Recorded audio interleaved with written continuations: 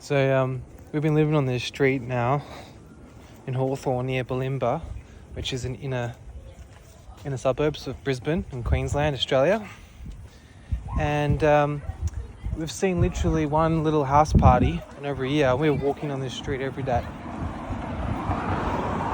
And the point is, we had this chat, Katya and I, about that because I think a lot of people are too Apollonian now, especially in our social circles, where they're too in the order part of their brain. They're thinking about work and just being an entrepreneur and saving money and being cool and suave and sophisticated and professional. But what they don't realise is if you're not tapping into that Dionysius, boy, you're no fun and you're forgetful. And that's not what life's all about. You've got to have a little chaos in there to spice things up, When you have people over at your house, it adds atmosphere to your street. You can meet people, you can be a people matcher.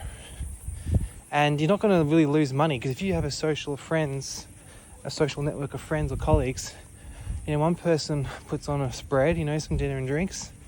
And then usually if people have etiquette, everyone else kind of pitches in and does their own little shindig.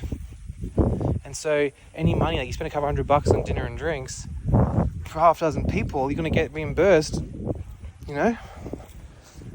So you don't have to worry about that.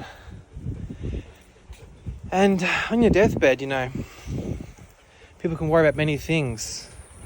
But I guarantee not many people have been like, oh, I wish I didn't host so many dinner parties, so many barbecues and little drinks on a little hired boat and just having people over my beautiful house, entertaining. Fucking sucks.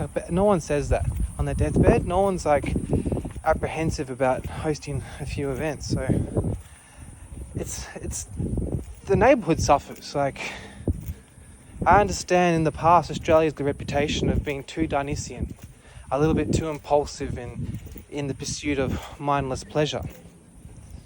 But the other extreme of being too orderly is also just as dark. Because then there's no atmosphere. Like Friedrich Nietzsche said, art, poetry, these Dionysian qualities are the finest attainments in life, the most worthy and of idolship because it's the most impressive. Yes, we need bridges. We need a stocked fridge. We need to have fences and walls and bridges and locks.